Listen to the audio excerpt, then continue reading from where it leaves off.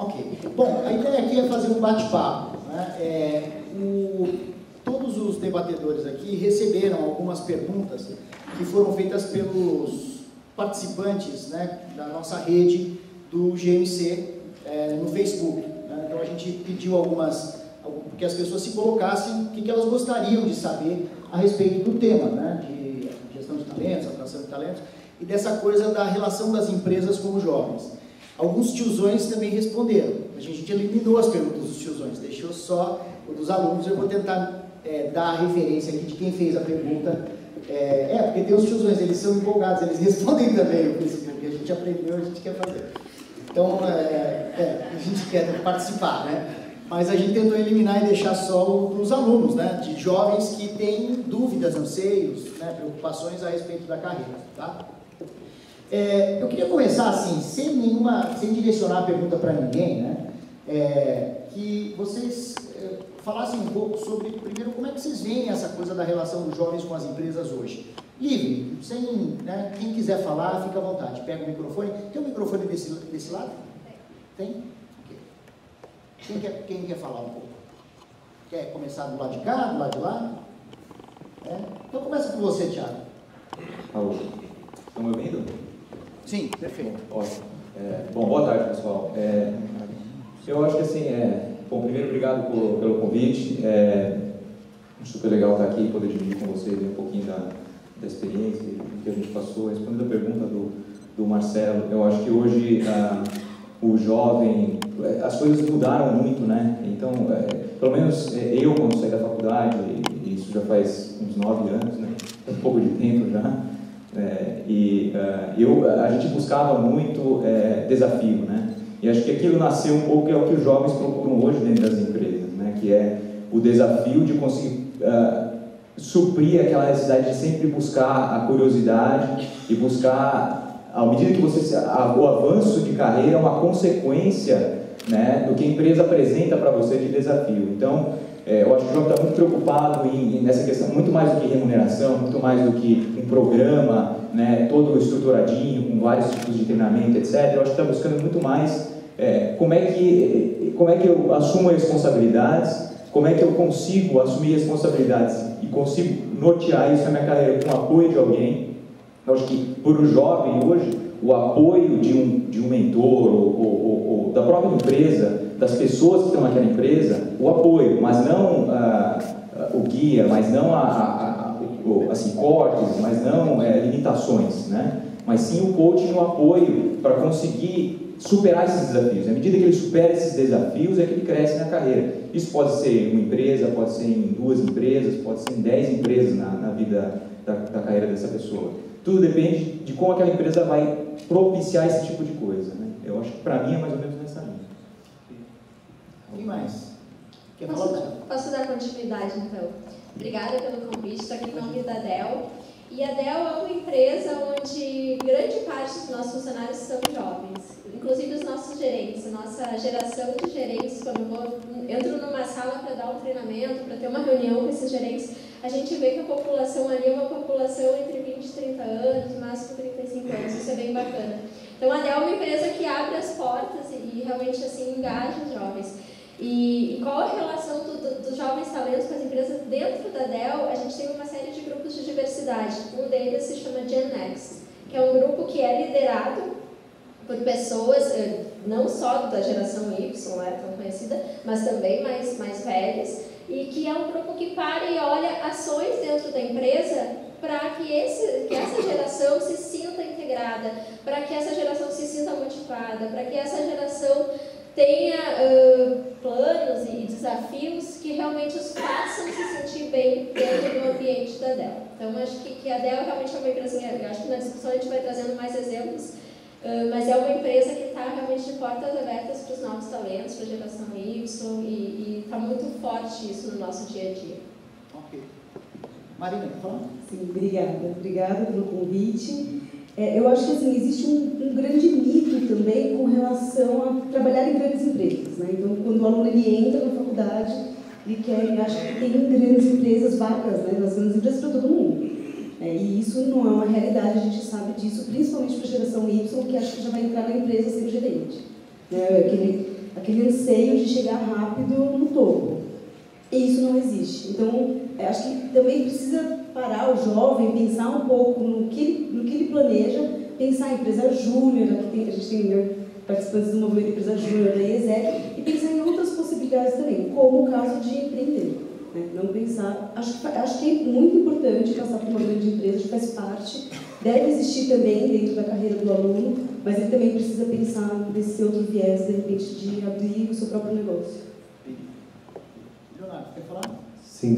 Boa tarde a todos. Queria também agradecer o convite. Como jornalista por formação, eu acredito bastante no poder dessas conversas.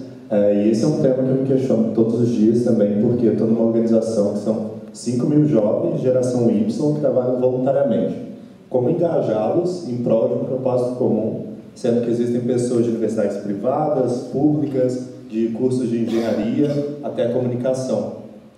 E aí a gente fez a pesquisa e perguntou, então, por que você se vincula à IESEC, a nossa organização?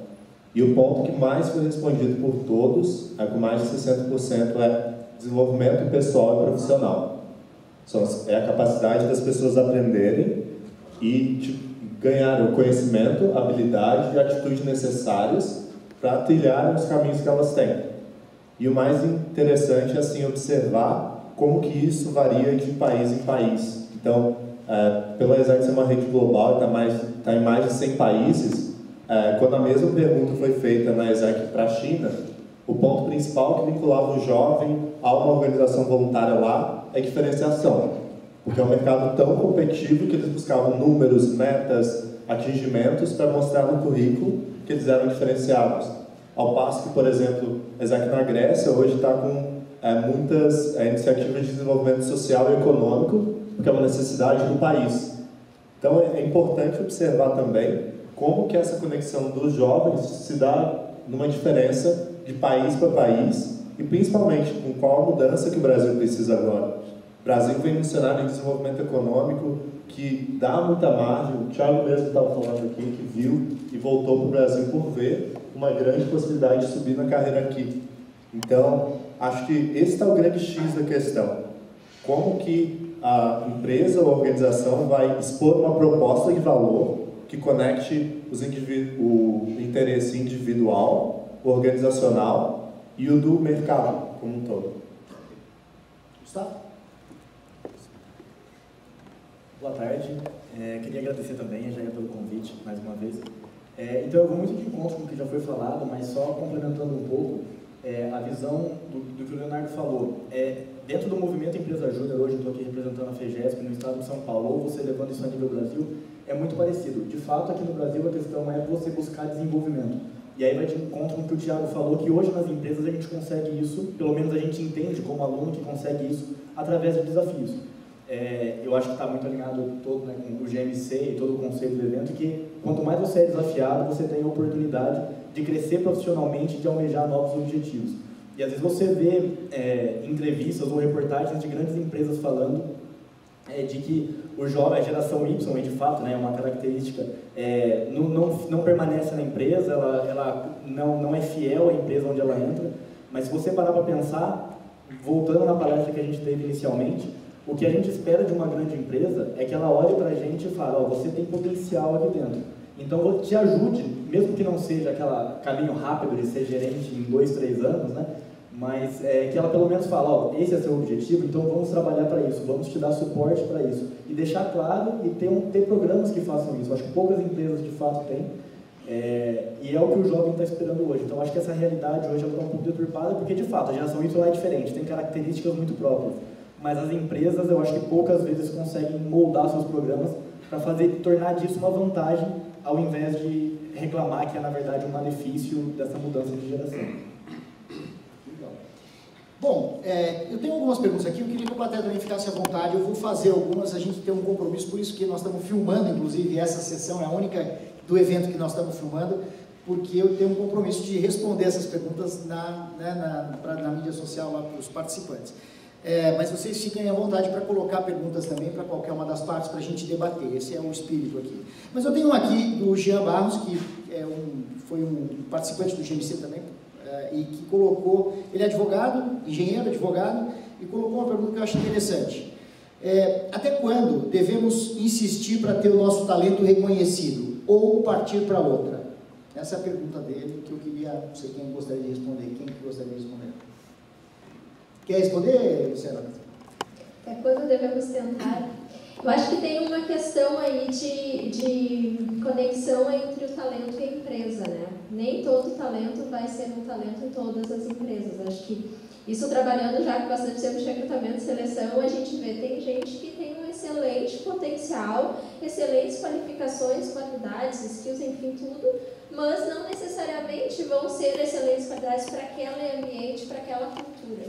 Então, quando a gente busca um profissional para a Dell, o que a gente vai buscar? A gente vai buscar algumas capacidades técnicas, alguns conhecimentos técnicos, formação, enfim, mas a gente vai buscar profissionais que tenham um alinhamento com a cultura da empresa, que é uma cultura que valoriza muito a proatividade, tem que ser pessoas que têm que se adaptar com facilidade, mas o mercado de tecnologia está sempre mudando, então, assim, precisa de pessoas que consigam acompanhar isso. Então, assim, eu acho que a gente insiste se a gente acha que realmente estamos casados ali, talvez seja uma questão de coach, algumas coisas mais específicas. Se é uma questão de valores, realmente, o que eu busco para mim e para minha carreira não está alinhado com o que a empresa pode me oferecer, como o Gustavo falou, talvez não seja o caminho, talvez seja melhor buscar uma empresa que esteja mais alinhada com essa filosofia. Só para deixar registrado aqui, sou a ESEC, e também trabalhei na empresa júnior da Unicsta, então também estou alinhada com vocês. Te trataram bem lá? Me trataram bem, me trataram bem.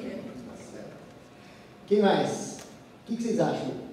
Qual é a hora de parar, de insistir? Eu, assim, concordo muito, acho que pela última palestra acho que ficou muito claro naquela questão. Se você tem um talento, eu acho que é aí que você vai se diferenciar. Eu não tinha olhado essa perspectiva, achei a palestra sensacional. Se é isso que te diferencia, trabalha para ser ainda melhor e ser reconhecido naquilo, mas vai totalmente de encontro. Você não tem como garantir que aquela empresa vai te reconhecer naquilo. Então, você tem esse potencial, busque em algum lugar que você vai ser reconhecido e, se não for possível, dentro de uma empresa, vai empreender, né? Vai abrir a sua própria empresa e aproveitar disso de forma autônoma. Eu acho que são caminhos que você vai aprendendo. Por exemplo, que nem foi falado aqui, essa é a oportunidade que você tem na faculdade de ter experiências mais práticas, a ESEC, empresa júnior ou algumas outras entidades estudantis, que você não fica só na sala de aula. Isso é legal porque te abre a mente de que você não precisa seguir aquele caminho básico de que eu vou terminar minha faculdade, eu vou correr que nem louco atrás de um processo trainee, que eu tenho que fazer um MBA daqui 2 anos. Você abre a cabeça para várias coisas e esse é o momento. Se você descobre o seu talento, você descobre como aproveitar dele, porque você descobre que tem milhões de oportunidades aí para você usar disso. Leonardo.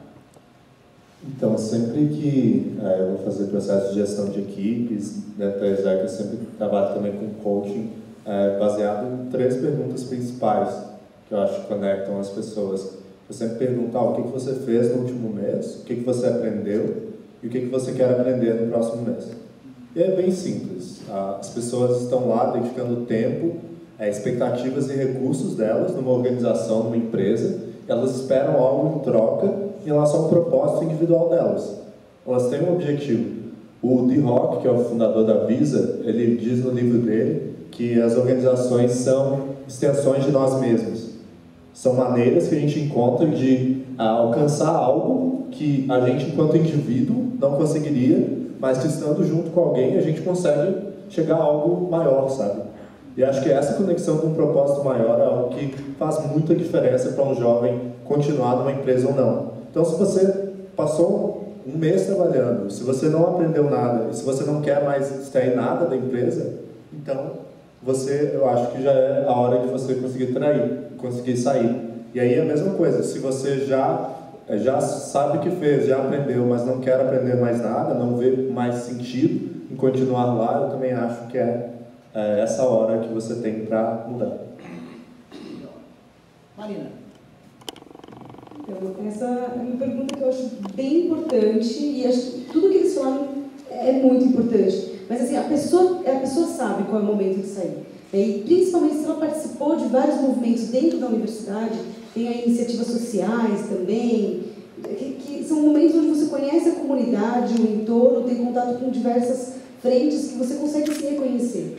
Se você sabe os seus valores, se você consegue identificar que os seus valores batem com os valores da instituição onde você está, da empresa que você está trabalhando, fica mais fácil de você chegar nesse ponto e falar assim, não, eu vou insistir mais um pouco, né? Eu vou ver dentro da própria instituição onde mais eu posso me encaixar, se de repente nesse setor eu já não estou mais aprendendo, será que não existe um recrutamento interno que eu possa me encaixar? Né? Porque você pode muitas vezes olhar assim, não, essa instituição tem tudo a ver comigo, eu faço, né, me identifico, os valores da instituição são bem bacanas, eu quero continuar. E daí pensar no recrutamento interno. Agora, se você faz esse balanço e não tem esse equilíbrio, você não chega no resultado, né, de valores, e você também não está mais aprendendo dentro daquele espaço, aí é hora de... eu acredito que seja a hora de você mudar e pensar no seu perfil, nas suas atividades, no que você gosta, e tentar casar com algum lugar que seja bacana para continuar. Acho que é isso. Tiago, você tomou uma decisão difícil um ano e pouco atrás, deixando um bom emprego para estudar nos Estados Unidos. Né? Então, eu acho que eu tenho alguns comentários a fazer. Eu concordo com o que o Leonardo disse. Eu concordo com o que o Leonardo disse. Eu só reformularia um pouco, talvez, posso até fazer uma versão minha das perguntas que ele fez. Que eu acho que para mim o mais importante a primeira pergunta é, você faz o que você gosta? É a primeira pergunta. Se você não faz o que você gosta, então realmente você precisa procurar alguma coisa para fazer. Porque tudo é consequência disso. Então, remuneração, o dinheiro que você recebe é o ar que você respira, mas isso me falaram algumas vezes, né? Mas realmente o que faz a diferença é se você gosta daquilo ou não. Segundo, eu acho que você tem que ver se você está se desenvolvendo ou não dentro daquela empresa, que é a sua segunda pergunta, né? Eu estou conseguindo as ferramentas, estou conseguindo me desenvolver, conseguindo traçar caminhos e acumular desafios para chegar, e aí vem a terceira pergunta, estou chegando aonde eu quero, onde eu quis chegar quando eu comecei minha carreira, quando eu imaginei traçar o meu perfil, ou chegar onde eu cheguei em 5 anos, por exemplo, cheguei onde eu queria ou não, né? Então, acho que esses momentos da minha vida, eu fiz algumas mudanças na minha carreira. Uma delas foi abandonar um emprego, que era um emprego muito bom, um emprego na área de vendas e marketing da Avaya, e fazer um MBA nos Estados Unidos, né, na Universidade de Chicago, um dos maiores MBAs que existe no mundo, um MBA muito renomado. Mas é uma decisão difícil, você parar o que você está fazendo aqui, né, uma ascensão de carreira, né, porque você já está 5 anos trabalhando, estava 5 anos trabalhando, assim que eu aceitei a oferta do MBA, fui promovido a gerente. Então, essas decisões não são decisões simples de se fazer, mas você tem que pensar realmente no que te motiva e no que te leva a investir um pouco mais numa direção diferente. Foi o que eu fiz, né? Eu decidi naquele momento que, apesar de estar muito bem posicionado, apesar de estar numa posição que não tenho nada contra a empresa, estava trabalhando muito bem naquela empresa, só que a empresa estava me limitando em algumas coisas, em desenvolvimento pessoal, em desenvolvimento para a minha carreira, né? Eu não via mais como aquela empresa podia me trazer ferramentas para eu conseguir desenvolver aspectos estratégicos, aspectos de planejamento, são coisas que eu procurava para conseguir, então, entender melhor de negócio, né? Foi por isso que eu decidi ir para o MBA. E para mim foi uma das melhores decisões que eu tomei, né? Hoje eu posso dizer isso, na época é uma decisão difícil, é muito criticada essa decisão, né? Principalmente na indústria. Então, meu chefe criticou bastante, há toda essa história, né? Mas eu acho que para mim foi muito gratificante ter essa experiência fora, foi a minha segunda experiência internacional, e buscar então essa formação de administração, essa formação de estratégia, essa formação de planejamento, que agora estou conseguindo aplicar em consultoria, e está sendo para mim muito mais gratificante do que quando eu estava aqui sem esse MBA. Então, abriu muitas portas e abriu muito os meus olhos e minha cabeça para esses tipos de experiência, né? Então, acho que isso foi muito interessante para mim. Ok, legal. Eu queria fazer agora uma pergunta para a Luciana, né, que é uma pergunta uma colocação, né, do Rony, que é um competidor que está aqui também, vocês vão conhecer ele em breve. Ele coloca o seguinte: no exterior se busca talento em qualquer lugar, em todos os lugares, né? Desde o início do ensino médio, feiras de ciências, até mesmo nos business games, né? Por que no Brasil não vemos tanta agressividade, né? Por exemplo, né, no GMC provavelmente tem excelentes profissionais envolvidos na disputa. Então, por que não existe proposta de emprego tão frequente como a gente vê em outros lugares? Eu queria acrescentar a essa pergunta, na verdade, um pano de fundo. A gente vê as empresas reclamando muito, com muita dificuldade, falando que a disputa é muito dura, por talentos, tal, e com dificuldade de contratar. Faz algum sentido essa pergunta dele mesmo ou não? Eu acho que tem uma questão cultural aí, né? Porque realmente, assim, ele provavelmente está falando de uma cultura americana, onde o Thiago também vivenciou isso, eu também morei nos Estados Unidos, também fiz MBA lá. É muito presente, as empresas estão muito presentes nas universidades, em feiras constantes, e tu, como aluno de MBA ou como aluno de graduação, inclusive, tu está também em contato constante com as empresas em feiras, que eles chamam de job fairs, feiras de trabalho de recrutamento. No Brasil não se vê tanto isso, eu acho que aqui em São Paulo talvez tenha alguma coisa, né? Então, no Rio Grande do Sul, raro, muito raro. Eu acho que isso está começando talvez a vir um pouco mais por pessoas como eu, como o Thiago, como outros profissionais que vão lá para fora e veem, pô, isso pode dar certo, porque a gente não se aproxima mais. Uma coisa que eu, desde que assumi a área de recrutamento e seleção de talent acquisition aqui no Brasil, tenho feito é fortalecer o time de University Relations, de relacionamento com universidades. Esse time é um time que está começando a entrar mais nas universidades, iniciando pelo Rio Grande do Sul, porque como a gente está baseado lá, é mais fácil para nós iniciar por lá. E tentar ficar mais próximo de AESEC, da empresa Júnior também, ficar mais próximo dos diretores de alguns cursos que fazem sentido para a gente, de tecnologia.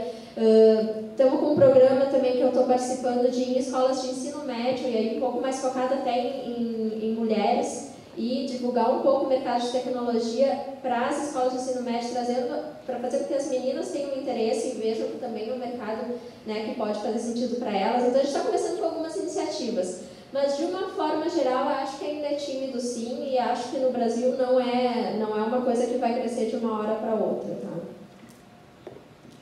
E mais? Quer falar, não? Sim, gostaria de citar alguns exemplos de outros países que eu acho que são good cases. Então, em 2010, quando eu fui para a Índia, uma das partes da minha pesquisa para meu tese de conclusão foi estudar a Tata Consultancy Services, que é uma das maiores empresas de TI do mundo, e compreender como o mercado de TI é extremamente competitivo, como eles atraíam estudantes.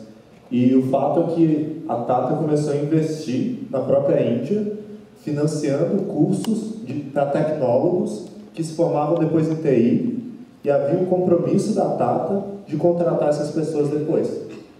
E aí, além de todo o desenvolvimento do país que ela proporcionava, de colaborar com a educação do país, ela supria os próprios gaps que existiam em relação à TI, que é um mercado extremamente competitivo. E eu acho que isso a gente ainda pode explorar mais no Brasil. Você tomar iniciativa e preparar e formar. Sim, eu gostei muito do que o Brian falou, porque ele falava, quando já chegam nas empresas, as pessoas já estão formadas. E ali você tem 4, 5 anos de uma formação acadêmica, que já fez elas num modelo que elas vêm desde crianças dessa maneira. Então, é importante ter a proatividade na formação das empresas para que já consiga absorver essas pessoas que daqui a 1 ano vão se formar, daqui a 2 anos vão se formar. E aí chegam a extremos, como por exemplo na Carnegie Mellon, nos Estados Unidos, existe um MIT, que é para realidade virtual, em que empresas como Electronic Arts, como a Pixar, assinam contratos com universidades se comprometendo, ao final do MIT, contratar 5 pessoas, por exemplo. E aí, as pessoas que vão fazer esses cursos já são muito mais motivadas, sabendo que existe um compromisso de tais empresas em me contratar depois. E isso faz com que também a universidade possa aumentar o nível, porque ali você pode requerer mais das pessoas. Então, acho que está aí essa estratégia com universidades, com atividades extracurriculares, pode ser uma grande chave para conseguir a atração de talentos. Quem quer completar, Marina? Eu queria só fazer um complemento. O Senac, aqui no Campo Santo Amaro, tem realizado, foi o 2º ano consecutivo, um encontro de oportunidades. Então, a ideia é justamente essa, né? Trazer uma vasta, na verdade, não muito grande, porque as empresas não estão se interessando. Então, isso também é engraçado, né? No primeiro ano que aconteceu no ano passado, nós mandamos convite para as empresas, e as empresas assim, como assim? Eu vou lá conhecer os alunos, conhecer os trabalhos, conhecer o que é desenvolvido? Quem sabe, né, você vai conhecer todos os trabalhos, e quem sabe fazer uma contratação. Quer dizer, o interesse não foi tão grande quanto vocês imaginavam? Não, soa inclusive muito esquisito. Já esse ano já foi diferente, né? Então, inclusive nós tivemos mais de 100 empresas aqui no dia. empresas de várias áreas que a gente passa, desde a hotelaria, gastronomia, TI. Então, o Senac também está com... São mais de 40 cursos de graduação. Então, foi um dia bem animado, onde os alunos puderam mostrar em atividades práticas. Então, no laboratório de hotelaria, os alunos estavam lá mostrando como é que é o dia a dia de sala de aula, que também é muito prático, na gastronomia. Então, era uma forma de apresentar, né, o que os nossos alunos aprendem, principalmente na prática, para as empresas que ainda não conheciam o currículo Senac. Então, foi um dia bem legal. Então, eu acho que está crescendo, eu acho que está mudando mesmo. Então, no ano passado tivemos não interesse das empresas, esse ano já aumentou bastante, e a ideia é que todo ano, quem sabe ano que vem, tenham 2 dias, né, de encontro de oportunidades, um no primeiro e um no segundo semestre. Normalmente acontece no final de setembro, mas esse ano foi super elogiado. E um outro movimento que está acontecendo, inclusive no próximo final de semana, não esse agora, o outro, de 7 a 9 de dezembro, no Hotel Senac de Águas de São Pedro, um desafio para alguns alunos. Então, é desafio dos alunos no comando. É um desafio onde foram 10 alunos selecionados e eles vão gerenciar o hotel inteiro. Que bom que você avisou, hein? Mas você acredita que a demanda está alta? Eu brinquei que são os pais, né? Os pais estão querendo se hospedar e ver como que os alunos estão aprendendo na prática. E vão ter algumas empresas da área hoteleira, também do setor de cruzeiros. É um setor que está quentíssimo, né? Esse negócio da Copa, né? Inclusive, falta hotel, né? Nesse país. Falta. Vão ter alguns debates justamente sobre a área, né? Nesse momento. E os alunos que providenciaram também toda a parte de eventos que vai acontecer nesse final de semana. Então, é uma forma de trazer empresa, aluno, para se conversarem. A FEJAC tem uma feira de empregos, alguma coisa assim. Vocês não fazem um evento desse todo ano, Gustavo? Não, esse é até interessante, que essa demanda, quando parte muito dos alunos de terem contato com empresas, os próprios alunos correm atrás de executar essas feiras. Então, hoje na FEGESP, a gente tem empresas juniores que fazem essas feiras de recrutamento. Algumas a gente já foi convidado, né, para palestrar e tal. Sim. Então, por exemplo, as 2 maiores feiras de recrutamento que a gente tem aqui em São Paulo, uma é o workshop da Poli, que vão mais de, 60 empresas, 70 empresas com estandes e palestras, e é um evento que dura aí 1 ou 2 dias. E o outro é na Unicamp, que também é organizado pelo núcleo de empresas juniores da Unicamp. Então, são alunos que organizam todas essas feiras, que trazem as empresas, negociam tudo, tem o apoio da faculdade e tudo mais, mas é organizado por eles. Então, é uma demanda que levanta e os próprios alunos vão atrás também. Eu acho que tem que ir de mão dupla, né? Se as empresas não estão indo, é legal que os alunos corram e busquem formas. Tem um ponto aqui que eu acho que está relacionado com isso, que é o seguinte, o de um participante chamado Franco Simões Poletti, ele é 23 anos, é da Universidade Federal do Espírito Santo, faz engenharia. Sabemos que ter sangue empreendedor não é para qualquer um. O RH consegue identificar pessoas com esse talento? Uma outra coisa que ele coloca também, né, que é de conhecimento de todos, que muitas pessoas chegam para uma entrevista de emprego e não são sinceros, falam que o gerente de RH querem ouvir. Isso é para vocês. Isso funciona. Há uma falta de interesse e conhecimento, mas também de divulgação de cursos novos, como, por exemplo, Engenharia Industrial Madeireira, que é um curso de qualidade, porém, se comparado com a Engenharia Florestal, ciências florestais, fica desclassificado perante o currículo. Eu acho que ele está falando do preconceito que a gente tem com alguns cursos que são novos, né? Que a gente mal conhece, né? Então, como é que você vê isso, essa questão da entrevista, do tipo da universidade que a pessoa faz, se isso conta, não conta, como é que é? Bom, assim, quando aparece uma oportunidade, a gente vai falar com o meu time, né, de recrutamento e seleção, a gente vai perguntar o que são os desafios da vaga, vai falar um pouco da vaga, né, o que vai fazer, o que são os desafios dessa posição e o que tu precisa nesse profissional. Tem algumas questões que são básicas para dela, assim, aquela questão de alinhamento com valores, questão de perfil, proatividade, enfim, então isso vai ser para qualquer profissional nós vamos buscar. Outros vão ser mais específicos. Como que a gente busca isso? Como que a gente identifica numa entrevista, né? O que na DEL é usado é a entrevista por competência. Então, a gente tem algumas competências que a gente vai identificar com o gerente, né, numa reunião, e ver. Vamos avaliar, então, qual é o foco em resultado dessa pessoa, vamos avaliar a adaptabilidade, vamos avaliar identificação com ética e valores. Então, tá, a gente se prepara para a entrevista vendo fazendo com que o candidato nos conte exemplos reais de situações onde ele vivenciou aquilo. E por que isso é melhor, ou pelo menos na Dell a gente entende que é melhor? Porque ele vai estar nos contando situações em que ele vivenciou realmente e como que ele reagiu naquelas situações. Então, a questão da mentira, de dizer o que o gerente de RH quer ouvir, é fácil de identificar. Porque se tu faz uma pergunta, a gente tem que contar um exemplo que ele vivenciou, né, e quais foram as reações dele, quais foram os resultados, como que aquilo se desenvolveu, fica mais difícil de mentir. E quanto mais a gente vai no detalhe da situação, mais difícil ainda de mentir. Então, a gente usa isso da técnica, é uma metodologia muito conhecida no mercado, não é nada de Dell, é extremamente conhecido, já tem bastante tempo, e é o que a gente faz para tentar fugir dessas armadilhas, né, de mentira e de tentar vender alguma coisa que não é. Podemos dizer para ele, então, que não adianta mentir, né? Não adianta mentir. A gente vai... Essa coisa de falar o que o recrutador quer ouvir não existe, é isso? Não, a gente dá um jeito de dar mais com tempo de experiência, quanto mais experiente, gerentes, recrutadores, a gente consegue ver direitinho.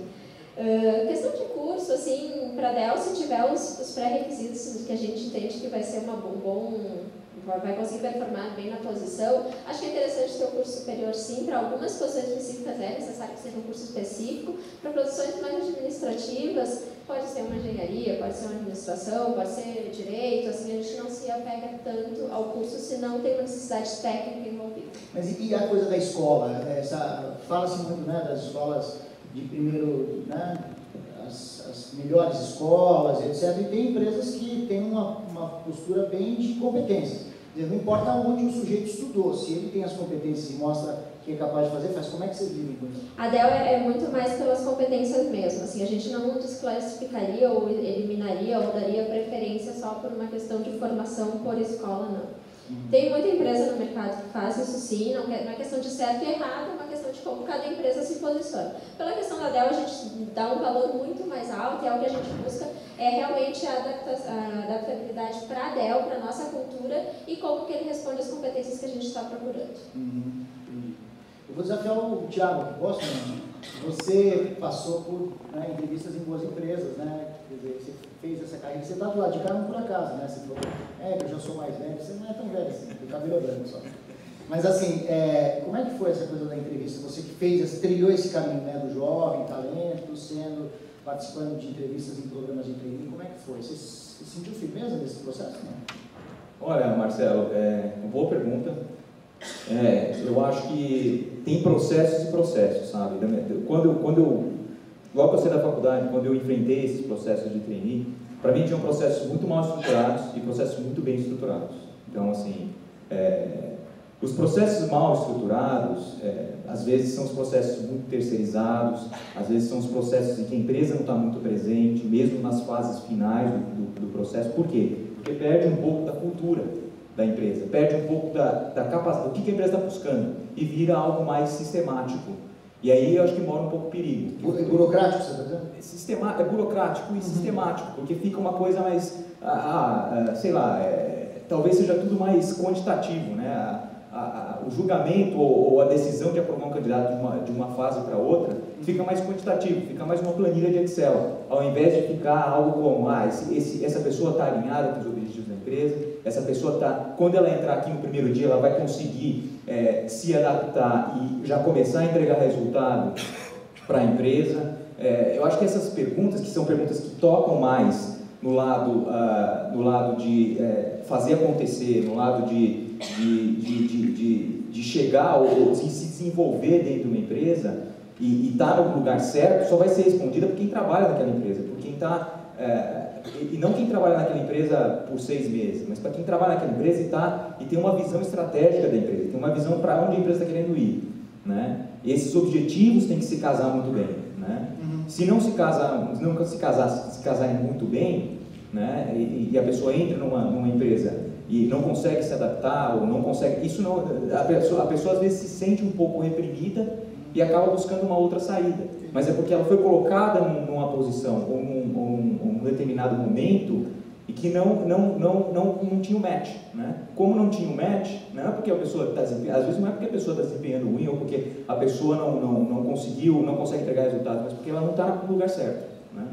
E às vezes tem um pouquinho de sorte também, né? Sorte para tudo na vida, né?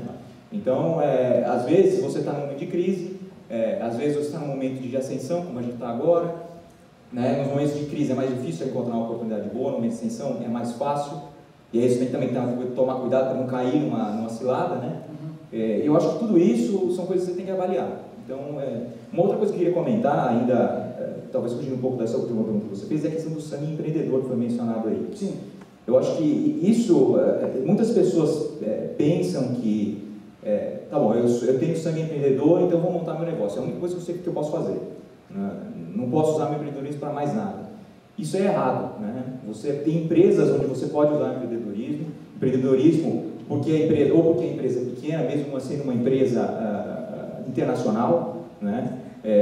E eu acho que existem, além de você conseguir dentro dessa empresa ter iniciativas, montar novas áreas, fazer novas sugestões, liderar novos processos, que acho que é isso que as empresas estão procurando muito. Uma pessoa que consiga tomar iniciativa e liderar novas ações dentro da empresa. Inclusive tem vários modelos de competências, empreendedorismo é uma das competências de grandes empresas. Não sei como é que é lá, se tem essa competência na Dell, mas em várias tem, né, Luciano? A gente tem um foco até mais em inovação do que empreendedorismo, mas não deixa de estar casado uma coisa com a outra, né? A forma de usar o termo, né? De se referir a essa questão, né? Desse comportamento. E ainda tem empresas ligadas a startups, por exemplo, fundos de venture capital, fundos de private equity, que estão mais ligados a empresas mais maduras. Esses fundos, por exemplo, também é uma outra oportunidade de um empreendedor atuar, né? Mais aconselhar empresas de startup, não fazer parte da empresa em si. Então, existem outras oportunidades em volta de empreendedorismo, né? É que as pessoas, às vezes, ficam muito focadas em empreendedorismo, vou montar meu negócio, vou montar meu negócio, só isso. Eu acho que isso é um pouco perigoso. O Leonardo e o Gustavo têm passado por processos seletivos em grandes empresas, ou já passaram, tem alguma experiência para contar? Vamos contar as boas, tá? As ruins a gente deixa de lado, tá bom? Vamos lembrar do Brian, pronto. Sim. Fala das boas. Isso também foi uma grande discussão, porque, por exemplo, eu lembro que tem um amigo meu que ele fazia muitos processos seletivos e vários tinham um teste de personalidade que era similar e muito padrão. E ele aprendeu a burlar esse teste. Então ele falava, olha só, aqui eles analisam isso e tal coisa. Ele pesquisou e conseguiu ver que, então se eu quero ser assim, então eu só preciso responder isso. E isso, quando as empresas passam a utilizar testes padrão, então assim, as pessoas sabem, elas descobrem, elas dão um jeito de correr atrás, então é possível sim que você faça uma entrevista sendo alguém que você não é. Se uma pessoa vai, estuda e vê isso. Mas não é nada coerente com o processo de entrada dentro de uma organização. Você vai se tornar extremamente insatisfeito lá dentro. Não faça isso sem a presença de um adulto, é isso?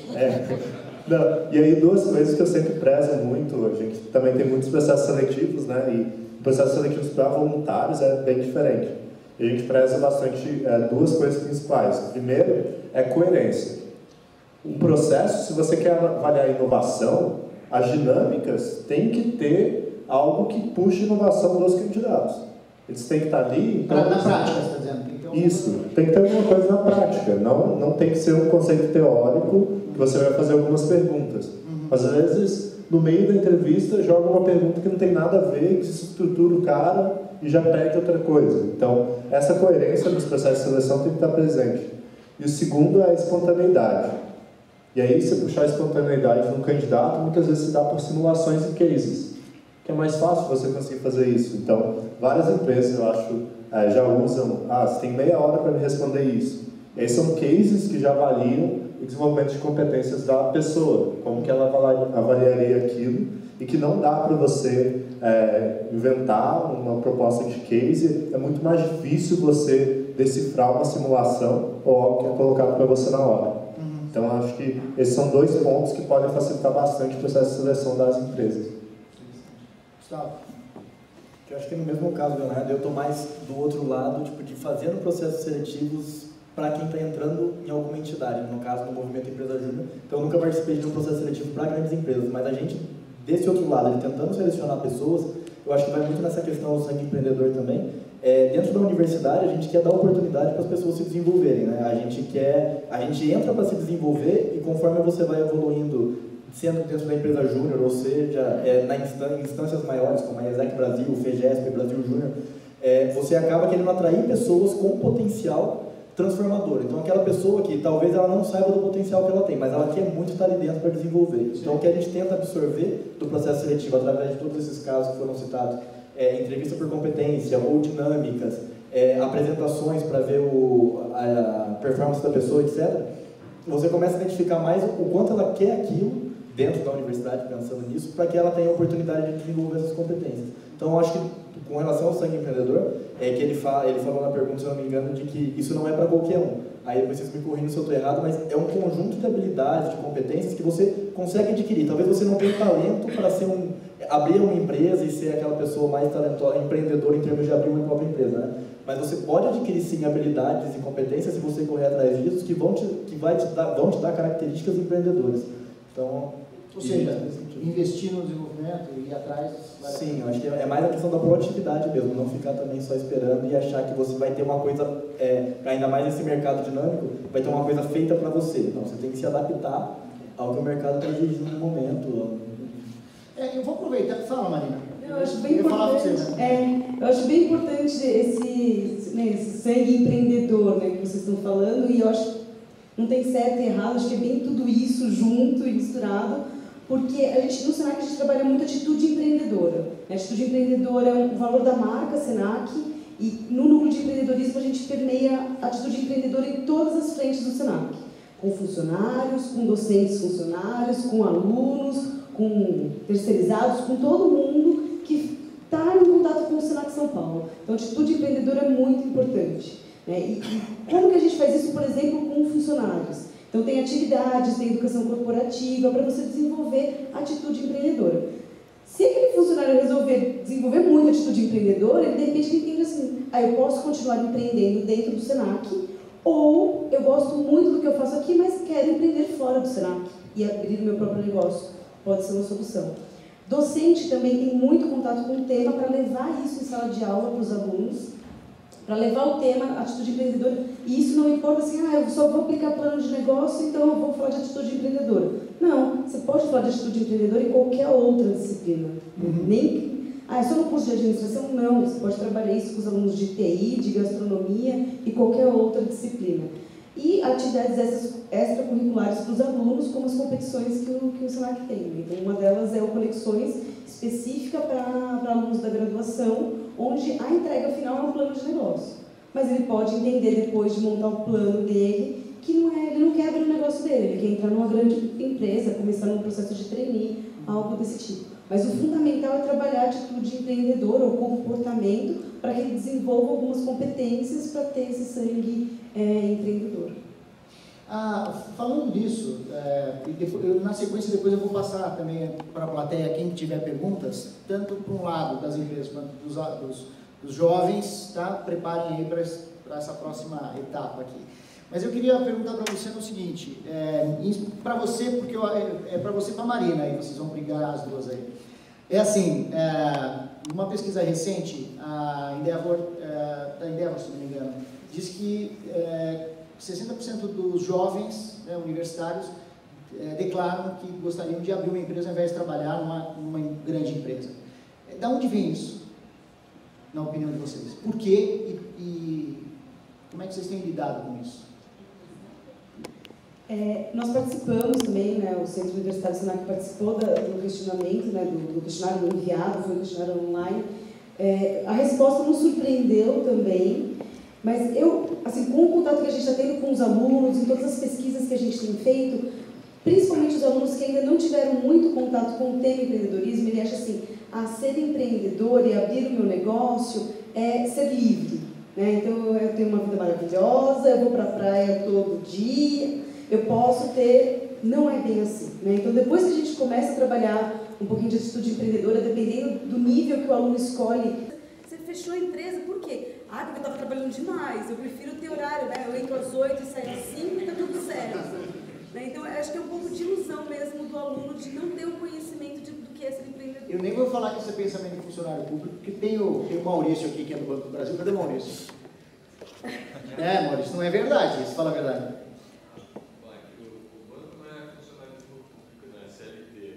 Agora mudou, né? Mas você convive com pessoas do funcionalismo.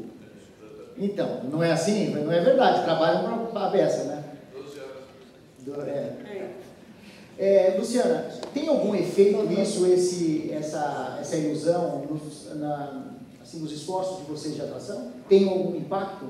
Pois então, até me surpreende, assim, eu acho que o que a Marina falou, acho que faz muito sentido. Eu acho que essa geração mais nova deve ter muita ilusão de talvez trabalhar menos, e talvez isso também possa ter um impacto de será que o mercado sabe me receber, será que as empresas vão me receber com toda essa minha vontade de, sei lá, ter horas mais flexíveis, de poder botar minhas ideias na mesa, de poder ter os desafios, ser desafiado.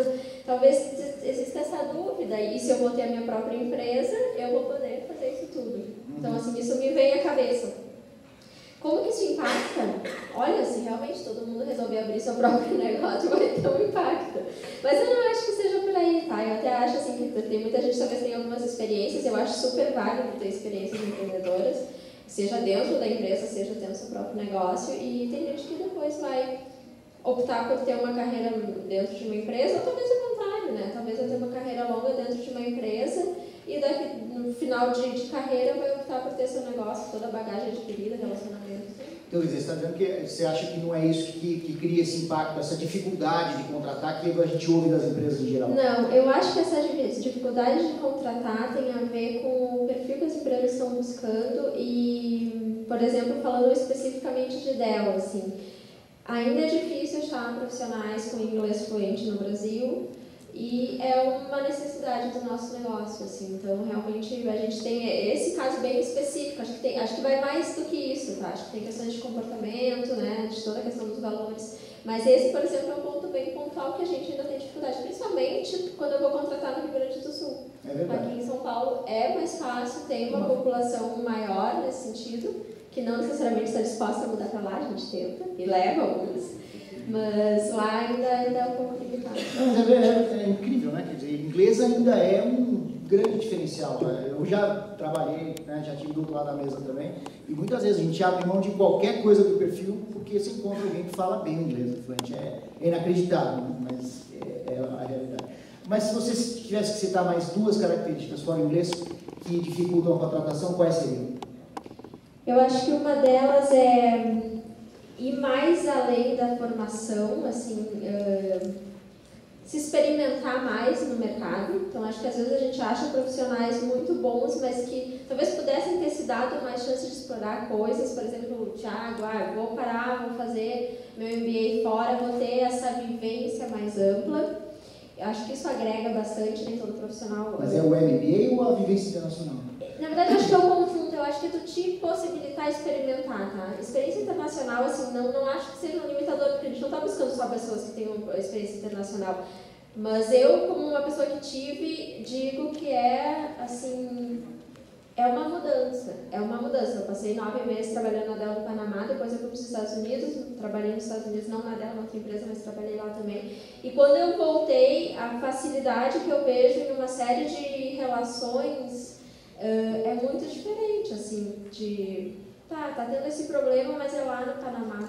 Não, o Panamá é ali. Vamos ligar para o Panamá e conversar com as pessoas, ou entender o que está acontecendo. Então, isso eu acho que é uma questão.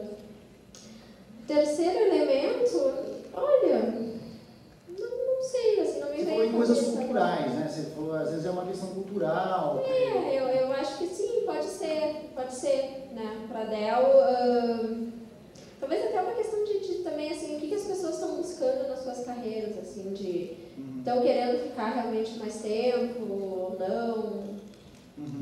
Mas essas duas coisas você acha que são fundamentais? Acho que sim.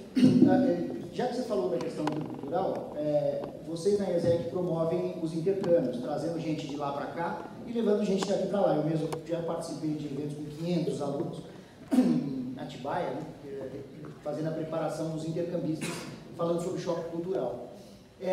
Tudo bem, choque cultural daqui para lá a gente entende. De lá para cá, como é que é quando os estrangeiros vêm, vocês trazem e colocam nas empresas? Como é que é esse processo? Sim, é impressionante assim a atratividade que o Brasil tem para as pessoas lá de fora. Então, eles também acham que a gente fica na praia o dia inteiro. Existe ainda uma série de estereótipos relacionados ao Brasil que existem nas pessoas, especialmente nas grandes cidades. Então, a maioria das pessoas quer se aplicar para ir para Salvador, para o Rio de Janeiro, mas a gente tem a nossa promoção baseada em outros aspectos, né? Aqui no Brasil, enquanto gigante econômico, o Brasil, o país que está mais crescendo, os BRIC, a gente tenta se pautar mais nisso. Mas o importante da nossa preparação para as empresas e para as organizações é ter toda uma preparação de choque cultural com os funcionários. Muitas empresas, elas têm como um principal ativo, ou principal coisa que quer mudar dentro da empresa, trazer um intercambista para obrigar os próprios funcionários a falar inglês. Isso. E aí, o que isso significa? Que eles mesmos melhoram o seu nível de inglês e estão ali em contato diário com essa pessoa. O segundo ponto é mais essa diversidade cultural, porque isso agrega muito à empresa. Então imagina você trazer alguém para trabalhar em serviços, que é alguém que venha da Índia, que é um gigante dentro do setor. Essa pessoa foi educada no modelo indiano, trabalhou no modelo de cultura, de trabalho diferente mesmo no dia a dia, e também tem características empreendedoras bem diferentes. Então, esse é um ponto que também é bem encarado pelas empresas. E o terceiro são mais de buscar novas soluções. Então, se você pega um país que é top, por exemplo, a Colômbia, tem uma ótima formação de profissionais de engenharia e TI. E aí, a partir daí, você trazendo profissionais de ponta, tipo, estudantes que estão lá em universidades, vindo para cá, que gostariam muito de trabalhar no Brasil, você supre algumas necessidades de mercado interno que às vezes você não consegue suprir imediatamente. Mas eles falam alguma coisa assim das características do brasileiro e da dificuldade de trabalhar aqui ou da facilidade? Sim, isso são algumas constatações que são legais de observar. Então, dos intercambistas, existem algumas constatações que são comuns, então, dizer como de atraso, muitos deles, às vezes acham Fala que a gente atrasa, é isso? Que a gente atrasa, que a gente é às vezes desfocado ou brinca demais, pelo jeito do brasileiro trabalhar, de não ter, né, ali seu foco bem regulado no trabalho, mas, em geral, a perspectiva é muito boa. Os feedbacks que a gente recebe de trainees estrangeiros que vêm para o Brasil, isso também é um dos pontos que mais me faz acreditar no produto que eu vendo, porque a gente forma embaixadores brasileiros mesmo lá para fora.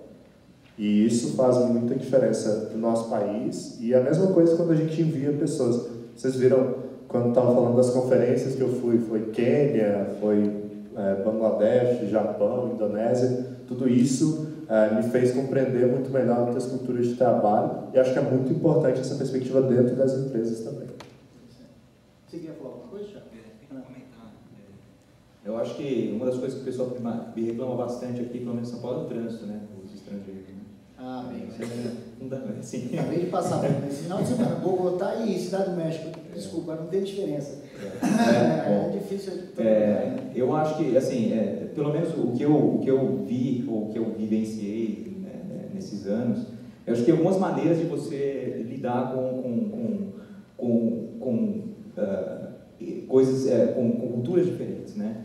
Eu acho que uma delas é a experiência internacional, né? Mas não é só a experiência internacional por eu ir para os Estados Unidos, ficar 2 meses, voltar e falar, não, tive uma experiência internacional, mas fiquei convivendo com brasileiros, ou fiquei fazendo um curso de inglês só com brasileiros, etc. Que é uma coisa muito perigosa, né? Quando você faz um intercâmbio, ou quando você vai para um país, você precisa se forçar a ficar longe um pouco dos brasileiros. Isso aconteceu bastante comigo quando eu estava lá nos Estados Unidos.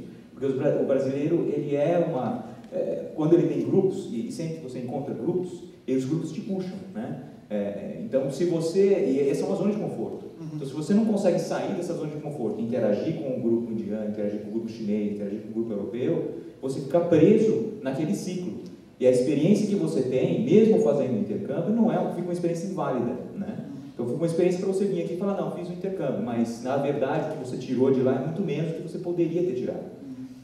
E acho que uma outra coisa que talvez não seja tanto foco quando as pessoas pensam em fazer é estudar línguas. Eu acho que estudar línguas não é só estudar a língua, é estudar a cultura do país. Então, quando você estuda alemão, por exemplo, você está estudando a cultura da Alemanha. E quando você estuda a cultura da Alemanha, quando você vai fazer um negócio com um alemão, quando você vai interfacear com um alemão, você entende por que ele está interfaceando daquela maneira e qual o raciocínio lógico por trás daquilo. né? E eu acho que isso é super válido.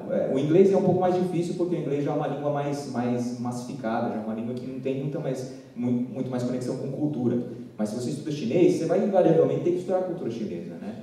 E aí você começa a aprender as nuances que existem. Então acho que isso é uma porta. Quem não tem a oportunidade de fazer intercâmbio, não consegue fazer isso, acho que uma porta é essa. Os participantes do GLC que vão para as finais, você foi para uma final internacional, a tua foi na França, foi isso? Foi em Portugal. Em Portugal, para interagir com todos. Eles voltam com essa experiência, né? Não só de percepção de negócio, né?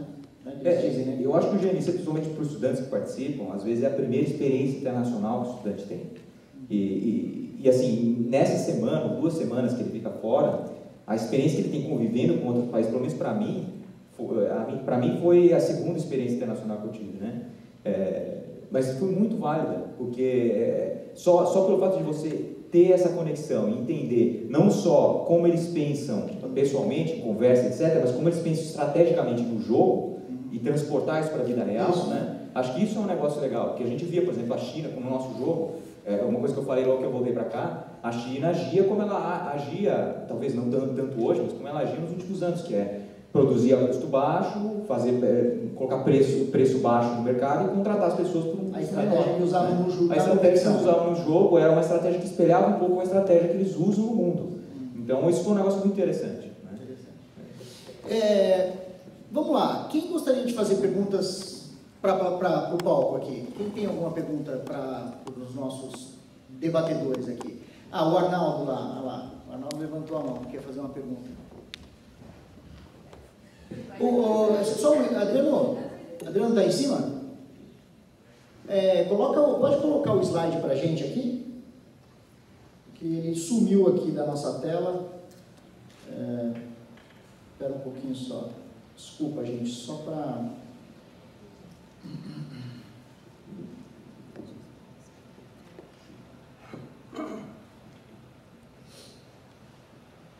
Só um minuto. Ele apagou e não acendeu de novo. Depois você só congela para a gente, tá, Adriano? Acho que ele vai fazer lá. Vamos lá. Arnaldo. Boa tarde, obrigado pelo convite. Eu sou um genicista de carteirinha, sou muito fã do jogo e eu quero parabenizar essa juventude brilhante que teve aí com bastante simpatia, naturalidade e honestidade, que é o principal. Minha pergunta é a seguinte: é muito gratificante você ser um talento. É muito bom quando você se vê como tal e que seu chefe diz: você é um talento. Eu pergunto, como é que vocês sugerem para as empresas tratarem esta pessoa de uma maneira diferenciada, sem tirar a motivação de quem não é um talento reconhecido? Quem quiser. Vai lá. Desculpa, como que é o nome do senhor? Arnaldo. Aqui, pelo menos no que a gente fala, a gente prega muito no movimento Empresa Júnior, né? Quando a gente vai vender o potencial do movimento, a gente fala que quem passa pelo movimento Empresa Júnior, o que a gente tenta trabalhar é que essa pessoa ela tem um perfil mais empreendedor, um perfil diferenciado e que ela pode fazer a diferença na empresa, que ela é uma pessoa que vai gerar um impacto positivo. O que a gente toma cuidado de falar e deixar claro para a empresa também de que, às vezes, existe aquela coisa de quem está falando sobre movimento Empresa Júnior ou sobre alguma entidade, fala, quem sai da ESEC ou quem sai da Empresa Júnior é uma pessoa diferenciada, de destaque. O que a gente tenta deixar claro essas pessoas tiveram uma oportunidade diferenciada. Tente identificar se ela aproveitou dessa oportunidade da melhor forma possível e, de fato, se destacou. Então, a gente não tenta colocar a pessoa já num patamar acima, mas falar, a oportunidade foi dada, ela teve tudo para aproveitar isso, aí cabe à empresa saber identificar se ela realmente fez. Senão parece que a gente está vendendo alguma coisa falsa também, né? Passou por aqui, essa pessoa já é de destaque. Na verdade, o que a gente tenta deixar claro coloca o patamar igual, as oportunidades estão aí, ela tentou aproveitar, agora identifique se de fato ela aproveitou e se ela pode ser uma pessoa que vai fazer diferença dentro da sua empresa, né? É até interessante porque quantos daqui já conviveram com a FEGESP, já tiveram contato? Levanta a mão. Tá? E quantos com a IESEC, aqui da plateia? Então, você vê, são poucas pessoas, né? Mas o que eu vejo da experiência de vocês, pelo contato que a gente tem tido há 3 anos, né? é que vocês oferecem para as pessoas que não têm talento trabalhar em áreas que são demandantes para que elas aprendam. Quer dizer, é o contrário daquilo que o Brian colocou, mas porque as pessoas querem, elas vão com uma... Eu gostaria de me desenvolver na área de eventos, mas por quê? Porque eu sou tímido, eu já ouvi isso várias vezes de vocês, né? É isso, né? Sim, tem muito disso. Eu vou dar até um exemplo pessoal. Quando eu entrei na faculdade, eu já queria buscar alguma coisa para eu aprimorar algumas competências que eu achei que eu não tinha. Então, por exemplo, eu tinha bastante dificuldade de falar em público, de negociar com clientes, de interação mesmo. Eu falei, eu quero melhorar isso enquanto eu estou na faculdade, senão eu vou chegar no mercado com uma defasagem muito grande. E logo que eu entrei na empresa júnior, a primeira área que me colocaram foi na área de vendas. Eu falei, nossa, não vou conseguir fazer nada, eu não vou vender nada. E aí eu fui descobrir, aí você começa, essa questão do desafio, você fala, não, eu tenho que conseguir. Colocaram esse desafio na minha mão, confiaram em mim, então eu preciso dar um jeito de vender essa consultoria, esse projeto de consultoria. Eu acho que essa questão das entidades é legal, você realmente sabe que a pessoa ela não está preparada, mas você confia que ela vai conseguir chegar lá, sabe? Eu acho que esse é o grande diferencial. O Leonardo queria falar alguma coisa? Sim, eu queria falar um pouco sobre essa questão, né, dos talentos e tal. Acho que a maior parte das pessoas, quando ela entra na faculdade, quando começa o curso superior, ela não conhece os seus próprios talentos. Ela não sabe, de fato, o que ela quer fazer, ou em que mercado que ela quer trabalhar. E isso, durante o período da faculdade, você vai desenvolvendo isso, você vai vendo aquelas questões que você gostaria de puxar mais. Então, é uma coisa que eu sempre tive para mim, eu sempre tive muita dificuldade também de falar em público e tal. Eu comecei a ser radialista lá na faculdade de jornalismo, justamente para ir desenvolvendo esses pontos. E aí, com o passar do tempo, você descobre que, na verdade, eram habilidades que você tinha que estavam adormecidas, né?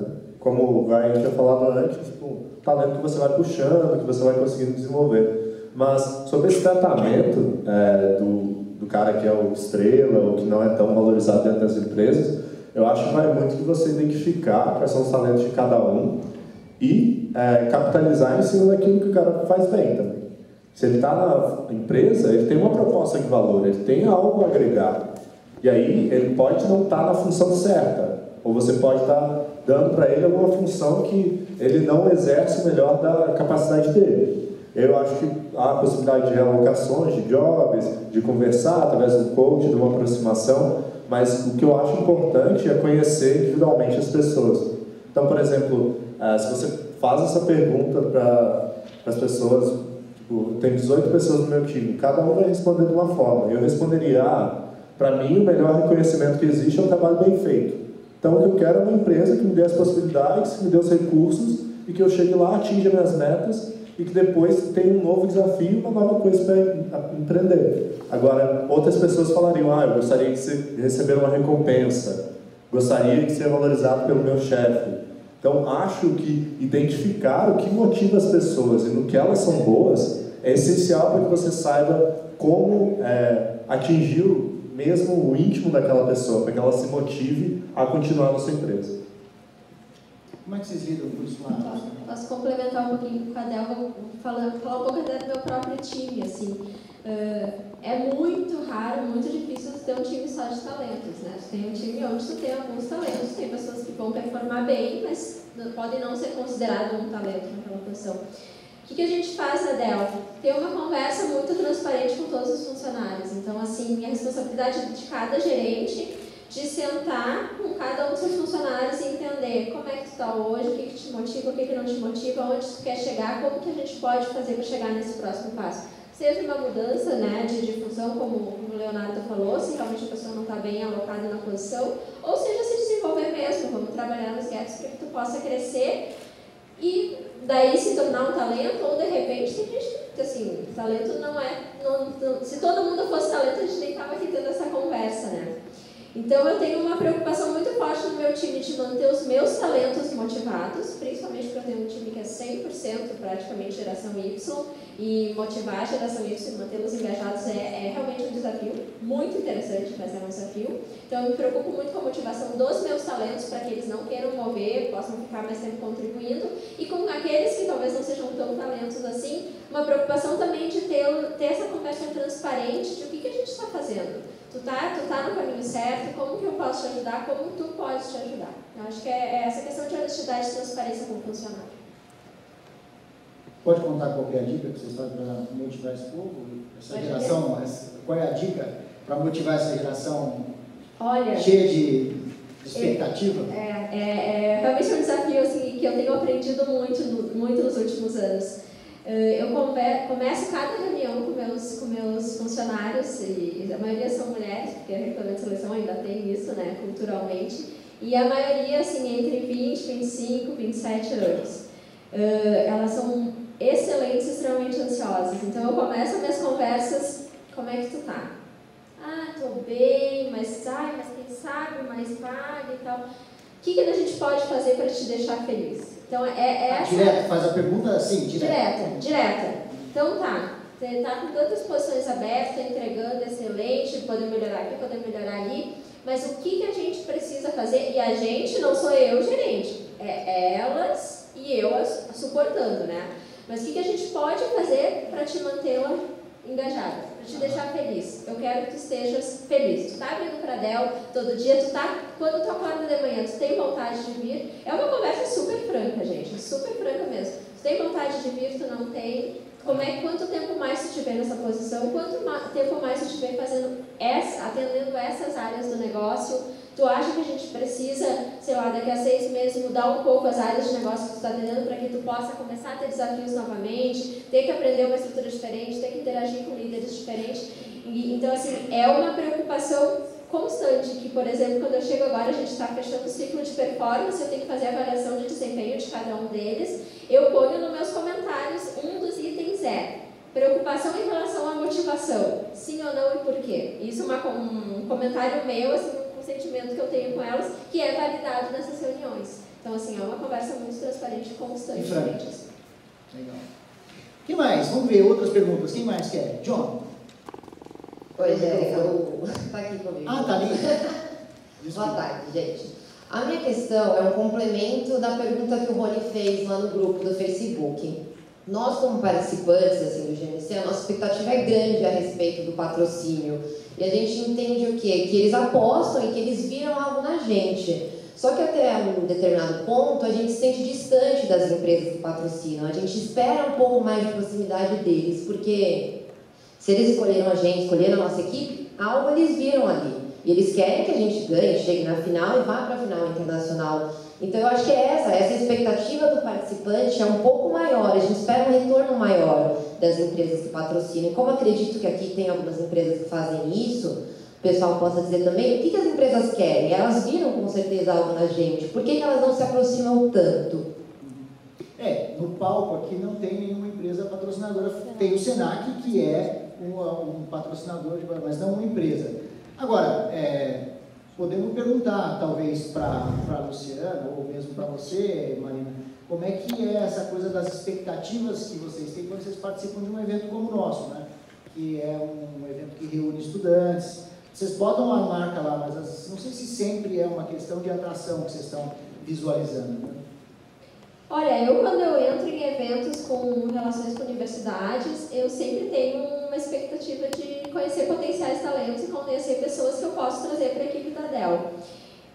A gente vai para eventos com essa expectativa, mesmo que às vezes não sejam eventos de recrutamento, talvez sejam eventos muito mais de fortalecimento de marca. A gente quer estar ali para fortalecer marca, para fortalecer a Dell como uma empresa para se trabalhar, né, e que venha na cabeça das pessoas, mas eu, como gerente de recrutamento e seleção, eu tenho sim expectativa de conhecer esses talentos e poder contratá-los. Eu acho que a resposta vem um pouco também alinhada com aquilo que a gente falou de cultura, assim, de quanto que as empresas ainda não estão tão próximas como a gente gostaria das universidades, dos movimentos estudantis. E é uma coisa que eu fui, faz umas 3 semanas, eu fui dar uma aula lá na URGS e estava, no final da aula, o presidente da PS Júnior, que é a empresa júnior da universidade, da administração, veio falar comigo e eu disse, olha, excelente, ele veio conversar comigo, né, dizer que a palestra tinha sido bacana e tal, excelente, eu quero ter o cartão. E ele, mas agora eu acabei de aplicar para virar presidente das empresas do Rio Grande do Sul, alguma coisa assim. Isso não tem problema, me dá o teu cartão e toda vez que eu tiver vaga eu quero te mandar assim. Eu vejo a ESEC especificamente, a PS Júnior lá em Porto Alegre especificamente, assim como excelentes fontes de busca de talento, e eu faço questão, quando eu faço a minha divulgação de vaga do programa de estágios, que essas organizações sejam incluídas na lista de distribuições, tá? Eu acho que nós, do Senac, também, a gente tem o patrocínio das equipes, mas também um pouco diferenciado, porque a gente faz um trabalho com os nossos alunos para participarem do GMC. Então, a gente faz o acompanhamento dos nossos alunos na competição. Então, é um pouco diferente, mas existe sim a intenção dos talentos, né, de descobrir. Então, dentro dos grupos, eu lembro na primeira conversa que a gente fez em julho, com todos os grupos que iam participar do GMC, de conversar, sabe assim, qual é a sua expectativa em participar de uma competição? Alguns já tinham participado no primeiro semestre da nossa competição de empreendedorismo, né? Por que uma competição externa? Então, você tenta olhar qual é a ideia do aluno ali, né? Também o porquê, e tentar motivá-lo, inclusive, a continuar na competição até o final, né? Porque isso não só na competição do Senac, mas em qualquer outra grande competição existe, não tem jeito. E eu como ex-aluna do Senac e como ex-participante do Movimento Empresa Júnior, também prezo por um aluno que tenha. Então, assim, aqui eu tenho, através do núcleo de empreendedorismo, a gente também tem muito contato com os alunos da Empresa Júnior, e é essa sempre a intenção. Quando alguém me pergunta, olha, você tem algum currículo para indicar? Daí eu já pergunto para a pessoa, olha, qual é o perfil? Porque tem. A gente tem os alunos das competições, a gente tem os alunos da Empresa Júnior, e é mesmo essa a ideia, incentivar para que, principalmente, os talentos que estão ali, identificar qual é o talento específico que a pessoa precisa. Porque só eu tenho uma visão do talento, assim, dentro da mesma equipe, dentro da mesma empresa, você tem vários tipos de talento, né? Então tem aquela pessoa que fala muito bem, mas que é muito ruim em planilha, por exemplo. Mas na equipe você traz uma pessoa que vai fazer planilha, né? Então você tem que ir adaptando os talentos. Eu acho que é um pouco disso. Pensando nisso, viu, Lígia, que a gente está fazendo o endorsement agora via LinkedIn, que é uma coisa nova, não existia na época do teatro, né? É por isso, a gente decidiu fazer esse ano, para os participantes da segunda rodada, né, que são 64 equipes, vai dar mais ou menos umas 300 pessoas, a gente está fazendo um endorsement no LinkedIn, um reconhecimento por terem participado da segunda rodada, que é uma coisa excepcional, quer dizer, não é qualquer estudante que consegue chegar na segunda rodada do GMC, né, com bom desempenho e tal, e postar tudo, você sabe disso, você participou, né? Então a gente tem feito dessa maneira exatamente para até que as empresas criem esse espírito, que é o espírito que a Del está trazendo aqui, de olhar como isso como uma possibilidade, não a única, mas uma possibilidade de atração, né? Até para complementar, até assim, vou dar uma dica para todos que participaram. Eu não estou tão familiarizada, mas assim, eu sei que essas competições são excelentes, assim. Tipo, também não esperem as empresas, vão atrás. O LinkedIn é uma forma excelente, a gente tem muitas contratações pelo LinkedIn hoje. E também, assim, a LinkedIn te dá o contato da pessoa. Se vocês forem lá procurar quem é gerente de recrutamento até hoje no Brasil, sou eu, vocês vão me achar facilmente. Mandar uma mensagem, manda um e-mail. E uma coisa que me passou a cabeça, até quando a Marina estava falando aqui, o diretor de RH da América Latina, que eu já estou reportando para ele, e ele é uma pessoa que recebe muitos contatos, ou por LinkedIn, ou em palestras que ele está dando, e ele sempre me encaminha, Lu, essa pessoa estava na palestra, me mandou, e ele valoriza muito essa questão de vocês procurarem. Ele diz, eu quero que vocês façam contato, avaliem se essa pessoa não tem perfil para Del, porque ele realmente valoriza essa questão de tu tomar iniciativa, tu foi lá, tu assistiu, tu gostou, e tu quer te apresentar, assim. Eu acho que isso é válido também. Interessante. Ok, quem mais quer fazer pergunta aqui para frente? Quem Posso fazer a minha? Aqui, valeu. Ah, John, tá. E depois tem o Ronaldo aqui. Você abriu pergunta para tiozão. É para vocês. Não, você vai. Você é um tiozão jovem. Você vai revogar isso? Não. Então, primeiro já um protesto, que a turma do primeiro GMC, então, não vai ter esse endorsement. É porque teu filho estava lá, né? Exatamente. Faz parte, o mundo muda. Não tem jeito, então tá bom. Bom, então eu queria apimentar um pouco a discussão. Pode colocar. A gente que trabalha com desenvolvimento de pessoas nas empresas, frequentemente percebe a preocupação que a empresa tem com os temas que você estava comentando no início da discussão, que é como atrair esse talento jovem, como reter o jovem, como lidar com essa preocupação intensa e, em grande medida, precoce do jovem com a carreira. Vocês trabalham com jovens, vocês são jovens, como é que a gente entende isso versus aquela outra discussão muito comum do quanto que o jovem hoje demora para sair de uma fase chamada adolescência? e permanece na casa dos pais e não assume algumas responsabilidades essenciais na vida. Então, há uma certa dicotomia entre essas duas situações. Quem é esse jovem?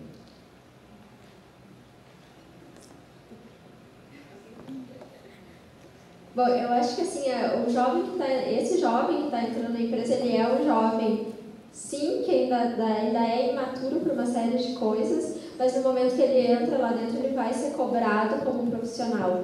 E eu acho que o que a empresa tem que fazer do nosso lado é não deixar de cobrá-lo como um profissional. E aí também, novamente, está muito na mão do gerente, do líder, que uma grande quantidade de vezes também é um jovem e que tem que amadurecer assim e tem que conseguir cobrar os resultados com a senioridade necessária.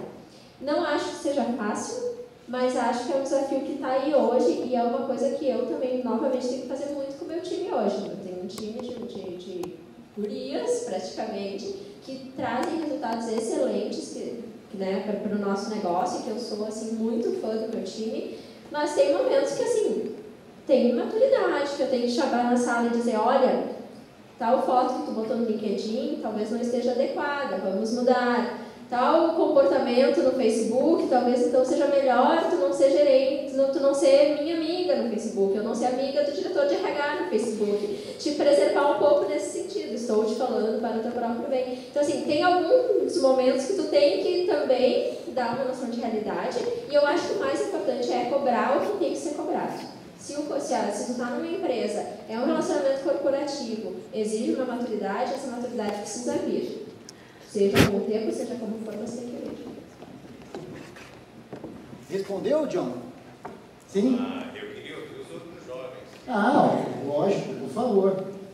Ok, então, eu acho que tem duas perspectivas aí diferentes, como você falou da dicotomia. Primeiro, uma frase que eu li num livro de administração há muito tempo atrás, que ficou na minha cabeça, as organizações elas têm que ser interessantes e não interesseiras. E os jovens sabem identificar as organizações que são interessantes, que vão lá só, a gente está aqui só para extrair você, né? Mas não participam do dia a dia, não apoiam, por exemplo, apoiar o GMC, apoiar outras organizações, tipo, esse estar presente no dia a dia do jovem, essas são organizações que se tornam naturalmente interessantes para esse jovem. Ele percebe a intenção da organização e atrair ele para lá. E acho que isso facilita mais essa conexão do interesse dele individual e dele já estar mais maduro no que pode esperar da empresa e no que pode esperar de ambiente dentro da empresa. E o segundo é mais a perspectiva do jovem em si, que aí entra uma questão de a maturidade. Tem uma frase do Einstein que eu gosto muito, que é aprendizado é experiência, todo o resto é informação. E aí, como que isso se dá? Tipo, as experiências, elas se dão através da reflexão, através das pessoas vivenciando ambientes culturais diversos, se colocando em situações diferentes. E acho que isso também está dentro da responsabilidade de empresa, através de vários de vocês citaram coaches individuais com maior frequência, um acompanhamento de carreira mesmo do jovem, de pensar daqui a 6 meses, daqui a 1 ano, onde você quer estar, daqui a 5 anos, e trazer essa maturidade para o dia a dia de trabalho dele, para que ele seja uma pessoa cada vez mais consciente no que ela faz. Então, eu estou aqui hoje e eu estou abrindo mão de tais coisas porque eu acredito que eu estou aqui e que essa empresa vai me levar a algum outro patamar ou a algum outro lugar que eu quero chegar. Quer dizer, envolvimento de verdade, né? Sim. Envolvimento real, é isso que eles querem sentir. Interesse da parte da empresa também em ter essa conexão, é isso? Sim, e aí pensando na perspectiva, né, que jovens buscam desenvolvimento pessoal e profissional, tem uma frase também que é legal, que é: o seu desenvolvimento é diretamente proporcional ao seu envolvimento. Você tem com uma causa, com uma empresa, com o seu trabalho. E não é necessariamente o envolvimento de horas, né? De passar 14, 15 horas trabalhando por dia, mas sim de você sentir que aquilo agrega alguma coisa para você. Entendi. Então, agora sim, João. Quem ia perguntar? Acho que o Ronaldo queria fazer uma pergunta aqui, Ronaldo. Você ia falar alguma coisa aí, Tiago? Eu ia só comentar que eu acho que tem algumas coisas que são importantes aí, umas coisas que o Leonardo mencionou e outras coisas também, né, que foram mencionadas.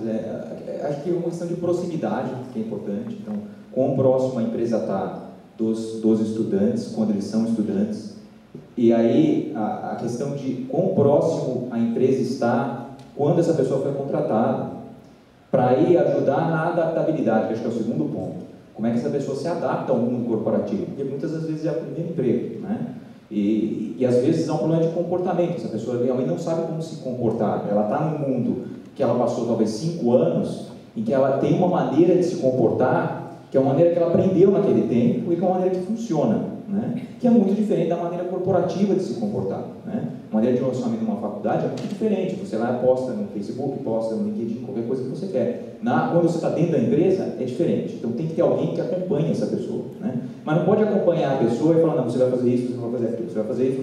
Você tem que guiar, né? Eu acho que é o coaching, né? Não é o... Não é a ordem, né? Não é da ordem. Não é a ordem, é o coaching, é o poder de influência, né? Que as pessoas têm quando estão acompanhando essa pessoa se desenvolver. E tem um outro ponto, que é a questão de identificar a maturidade, que eu acho que é uma coisa que dá para fazer. Eu não sou expert em RH, mas eu acho que é uma coisa que dá para fazer antes, né? Dá para você ver se a pessoa realmente se ela está assumindo novas responsabilidades, fora a responsabilidade de estudo que ela tem, se ela assumiu algumas posições de liderança, como o pessoal aqui assumiu, se ela tem interesses fora daquele círculo, né? E que tipos de responsabilidade ela assumiu, né?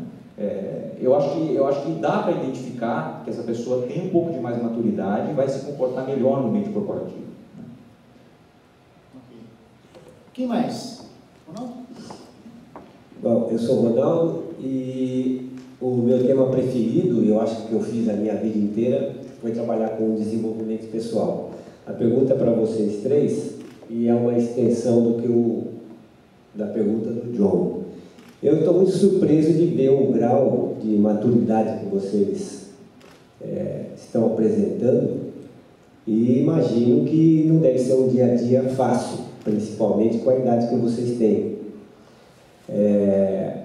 E esse grau de responsabilidade, o ocupar uma posição de liderança, me parece que demanda uma preocupação, um trabalho muito constante, muito forte, que não começou hoje, começa lá na adolescência. Essa maturidade de vocês começou já lá na adolescência. É possível compatibilizar esse desenvolvimento, essa maturidade com diversão? Bela pergunta do tio, hein? Tiozão. Eu vou comentar rapidamente o que o pessoal também quer falar aqui. Eu acho que sim, é possível. Só que eu acho que você tem que tomar um pouco de cuidado, porque as coisas elas não são tão simples como o meu trabalho ou a minha diversão. Às vezes as coisas são meio misturadas, né? Então, às vezes é um almoço de negócio, às vezes e aí é onde você, para mim, são os momentos onde você aprende mais, né? Na interação com as pessoas. Mais do que, às vezes, uma apresentação, uma palestra que você vai, são as oportunidades que você tem para conversar com essas pessoas, né? De uma maneira mais informal. Eu acho que é aí que saem os grandes insights, que saem os grandes aprendizados.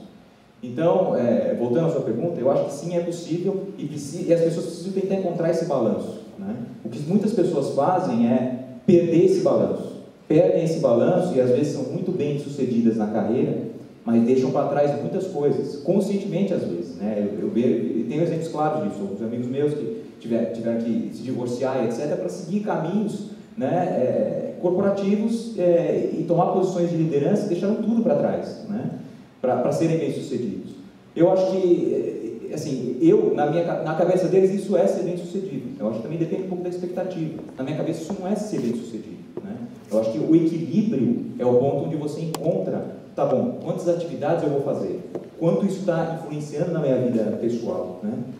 Eu acho que o equilíbrio é o ponto principal, e você só encontra esse equilíbrio depois de algumas iterações. Não é no primeiro ano de faculdade que você vai encontrar esse equilíbrio, né?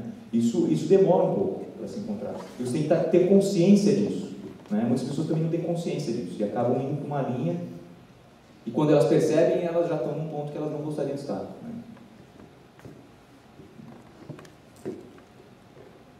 Eu concordo, eu acho que dá sim para conciliar.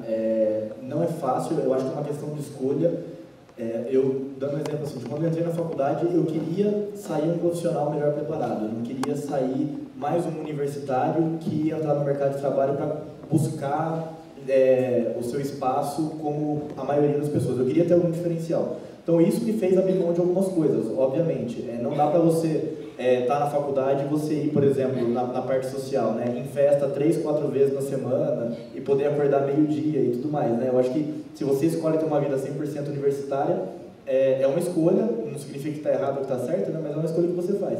No meu caso, tipo, a vida social ela é essencial. Se eu me privasse de sair, de ter a parte de diversão também, eu acho que eu não conseguiria executar tão bem o meu trabalho. Eu estaria insatisfeito, mesmo sabendo que isso vai me agregar profissionalmente mais tarde. Então, a questão é dosar, né? Falar, ó, esse mês tem tal atividade que eu quero muito fazer, então eu vou colocar isso como prioridade, e o restante do tempo eu vou focar no meu trabalho, que daí não é pouco, né? A gente, como posição de liderança, acaba trabalhando com isso. Na verdade, a gente até brinca, né, nessa questão que a graduação atrapalha o nosso trabalho extracurricular, né? Tipo, porque a gente trabalha muito mais tempo com isso. Tem um lado que as faculdades falam, né? Isso está atrapalhando o seu estudo e tudo mais, você tem que tentar conciliar. Mas o seu foco com certeza vira outro. Você começa a buscar desenvolver essas competências e agregar através da prática e tudo mais. Então você coloca isso como prioridade na sua vida mesmo, mas dá para conciliar. Sim, acho que tem 3 pontos que afetam muito a minha satisfação e me deixam muito feliz no meu dia a dia de trabalho, que é o que faz a diferença para mim. Então, não é tanto que muitas pessoas às vezes passam 8 horas e acabou meu horário de trabalho, agora eu posso viver. Mas aí foram as 8 horas que você passou vivendo e, trocando experiências com pessoas. Tem 3 coisas que me ajudam muito, que é, primeiro, eu acredito muito no que eu vendo. Então, eu não tenho dúvidas que o que eu faço vai ser bom para a sociedade, é bom para mim, é bom para as pessoas ao meu redor. Segundo, eu vejo o impacto do que eu faço. Então, eu sei que se eu trabalhar, eu posso passar um dia todo sem trabalhar. Mas eu sei que no dia seguinte eu podia ter feito muito mais coisa por outras pessoas, pela sociedade, ou pela minha organização, que ali eu vejo que aquilo dá frutos. E o terceiro ponto, eu gosto muito do meu ambiente de trabalho. O ambiente que eu estou colocado, ele é um ambiente que ele é um pouco mais informal, até por conta das minhas características de liderança, e também envolve muitas atividades extras de time. Então, todas as semanas a gente vai e se reúne enquanto time, para sair à noite ou para almoçar junto, para fazer alguma coisa que a gente troca também, tem essas interações sociais. E acho que essas interações de dia a dia tornam os meus dias muito mais divertidos. E um outro ponto também é que 100% de você é uma pessoa boa, mas 50%, 60% é uma pessoa medíocre. Quando eu estou no lugar, eu estou 100% no lugar. Se é para eu trabalhar, 1 hora de reunião, fecho o computador, vamos lá, vamos conversar, é isso que precisa acontecer, acabou, acabou. Sair dali, vou viver tudo de mim, sabe? E aí, final de semana, também, 100%, então, eu vou ter meu tempo ali, então eu tenho meus mensuráveis também de sucesso, que é tocar violão todo dia, ir para casa uma vez a cada 2 meses. Então, tudo isso, pequenas mensuráveis que afetam a minha felicidade no dia a dia. Que se eu deixar de ter aquilo, aí eu vou ser uma pessoa muito carrancuda. Respondido? Obrigado, está respondido, sim. O Marcelo está chamando, acho que ele quer o microfone. Quem está com o microfone, Fabiola? Só para, enquanto ela está levando o microfone lá, para aqueles que convivem com esses jovens da ESEC e da FEGESP, acho que é lugar comum falar isso. Mas para aqueles que não conhecem, é surpreendente. Eu já falei isso várias vezes. Participo do Prêmio da Qualidade, aliás, no sábado eu vou estar lá como jurado, né, do Prêmio da Qualidade. Eu fico envergonhado, às vezes, quando eu vejo os projetos que esses caras fazem, com a idade que eles têm, a maturidade que eles têm, assim, a responsabilidade, eu fico envergonhado. Falo, eu sou consultor há tanto tempo, eu não faço nem metade do que esse povo faz. Eles são muito, muito, muito responsáveis, é inacreditável. E eu acho que aí, acrescentando que na resposta deles, do meu ponto de vista, tiozão olhando de fora como parceiro, porque eles são parceiros nossos, né? Eu acho que tem muito aprendizado aqui, né? Quer dizer, eles não estão aqui por acaso, eles são presidente da Federação das Empresas Juniores do Estado de São Paulo, ele é lá presidente da ESEC do Brasil, uma organização que está no mundo inteiro, que tem como missão promover a paz entre os povos. Né? Existe desde a Segunda Guerra Mundial. Quer dizer, tem uma razão desse cara estar aqui. Ele não está aqui à toa. Né? Então, mas certamente na base, né, do processo das empresas juniores tem um aprendizado enorme. Né? E por isso que a gente defende tanto que as empresas conheçam esse povo. Não é porque eles são empresas juniores, que são como pequenas consultorias nas suas áreas específicas, que a gente não deveria conhecê-los, né? Não porque a gente vai contratar um serviço deles, eles até querem, eles vendem isso, é para isso que eles existem, mas porque são pessoas que valem a pena, que estão ali investindo em si. Desculpa fazer esse acréscimo, mas é que eu sou fã de vocês. Sabe? Muito bem, vamos lá, quem levantou a mão? Muito bom, Marcelo. Eu vou reforçar os parabéns também e depois vai uma bela salva de palmas para os 3 profissionais que estão ali. Quer a salva de palmas antes ou do antes? Quer não? Fazer.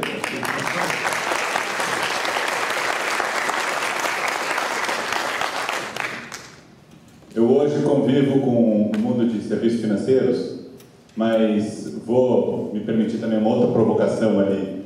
Acho que para os 2 lados, até que isso é ponto pertinente para qualquer uma das corporações que a gente convive ou qualquer um dos profissionais que estão aqui, né? Um dilema que enraizou no mundo inteiro e se tornou parte do nosso dia a dia. Eu queria, acho que até por uma questão de primeiro escutar o lado dos jovens, depois escutar o lado das 2 empresas em si, como lidar e qual é a influência, a visão do jovem, de levar em conta o seu dia a dia de um Facebook, da sua comunicação pessoal no Facebook, para o lado da empresa. E respondendo de novo para o lado da empresa até que ponto vocês acham que faz sentido vasculhar a vida do candidato no Facebook para fazer uma avaliação se ele é um candidato ou não para participar. Eu estou, só para fazer uma partezinha, fazendo um paralelo um pouco, eu convivi 7 anos recentes da minha vida no mundo de tecnologia. E tinha uma premissa muito didática lá também, que em vários processos de seleção era melhor você fechar a sala, apagar a luz e entrevistar o candidato no escuro. Porque se você olhar o visual dele, talvez você não vá contratá-lo. Mas era um magnífico programador, um gênio, e se você for olhar pela aparência ou pelo perfil, talvez você vá se impressionar e não querer colocá-lo. E isso é típico em alguns segmentos. Quando você vai para a mídia social hoje, isso está se tornando muito parte do dia a dia. E alguns dos RHs aqui devem ter essa premissa já no seu ponto de avaliação. Então, primeiro dos garotos, como é que é a sua visão? Tem que ser questionado esse lado ou não? A minha vida é a minha vida, o que eu toco no profissional é outro. Vocês entenderam a pergunta? Para o ímpar. Pô, foi tão difícil que eles não conseguiram responder. Então, eu acho que não tem como separar as coisas. Na vida pessoal sou um, na vida profissional sou outro, 100% diferente. E o acesso às redes sociais hoje deixa as coisas mais transparentes.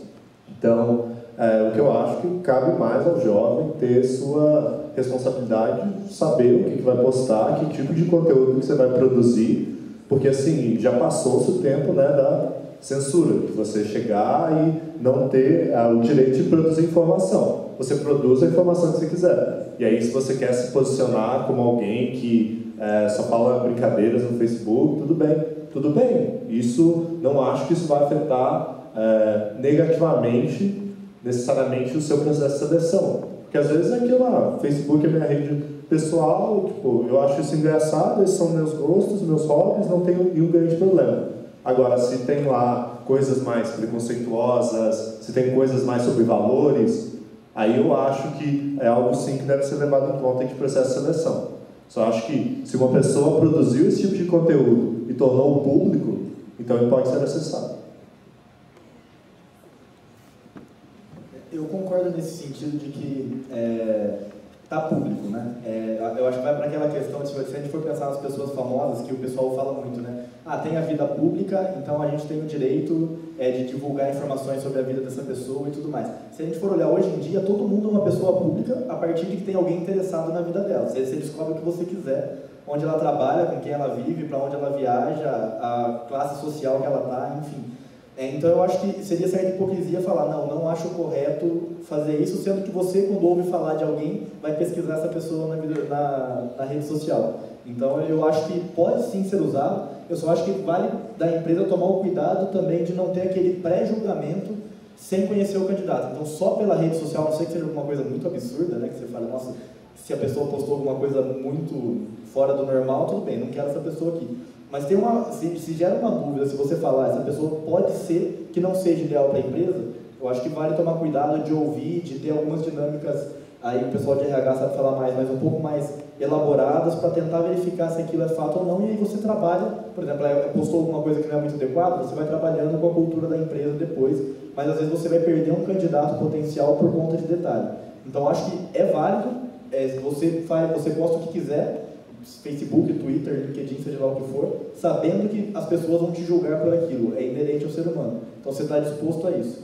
Eu só acho que vale a empresa tomar cuidado também de não fazer um pré-julgamento muito pesado e tomar uma decisão em cima somente disso. Tua vez, Thiago. Bom, eu concordo com o que o pessoal falou, acho um tema interessante hoje em dia, né? Quando eu comecei minha vida profissional não existia Facebook também, mas eu acho que isso foi se incorporando ao dia a dia de todo mundo, né? Eu acho que, assim, eu pessoalmente tomo bastante cuidado com o que eu publico no Facebook, né? E para mim o Facebook é uma rede de amigos, o LinkedIn é uma rede profissional. Então, assim, o que você publica no Facebook não é a mesma coisa que você publica no LinkedIn, né? São coisas diferentes, né? Eu acho que é super válido e super importante você usar o LinkedIn para recrutamento. Para mim, uma das portas mais interessantes de você conhecer o candidato previamente. Agora, Facebook você pode acessar também, né?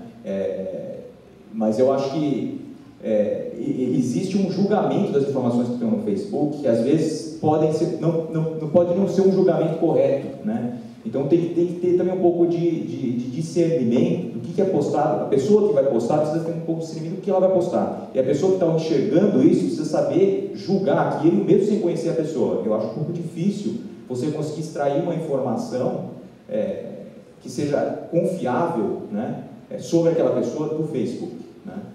Só essa é a minha comentário. É como assistir uma briga de família, né? Você não está ali, né? Fica feio. E vocês? Quer falar, Luciano, do lado de vocês e a Marina? Claro.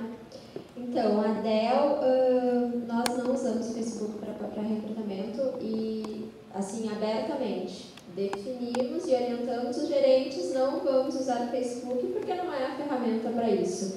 E por quê, né? Justamente pelo que os meninos falaram aqui, porque de repente tu vai entrar lá, vai ver alguma informação que tu não precisava ter, que pode inconscientemente impactar na tua percepção da pessoa, e uma informação que tu não precisava considerar no processo seletivo. Então a gente até fala quando faz treinamento dos gerentes, antes de entrar na sala de entrevista, deixa os teus preconceitos fora da sala, né? Então tu entra branco.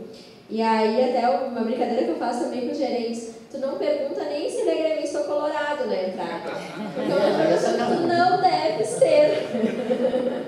Porque daqui a pouco ele vai achar que tu implicou porque era um e era outro. Então a gente realmente tem um foco grande assim de vestimenta, de tatuagem, cabelo, sexo, idade. Todas essas questões que podem gerar algum tipo de preconceito, a gente realmente vai e treina muito os gerentes nisso, assim, de deixar realmente fora da sala de entrevista.